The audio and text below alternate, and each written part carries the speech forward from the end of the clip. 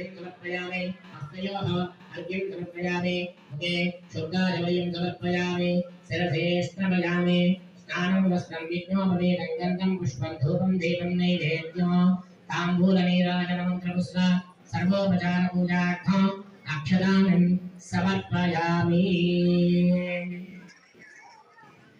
అందరికీ కూడా ఆ యొక్క యజ్ఞోపవీతాన్ని మామగారు సువర్ణ యజ్ఞోపదం వేయచ్చు, వెండి యజ్ఞోపదం వేయచ్చు. ఎందుకంటే ఉపనయనం వరకు కూడా ఎటువంటి సంపద అవసరం లేదు. అబ్బాయికి వివాహం చేసిన దానికి సంపద కావాలి అంటే బంగారు యజ్ఞోపవీతాన్ని వెండి యజ్ఞోపవీతాన్ని మన శక్తి ఉన్నది మనం వేయచ్చు. కాబట్టి స్వామివారికి ఇప్పుడు ఆ యజ్ఞోపవీతాన్ని సమర్పించడం జరుగుతుంది.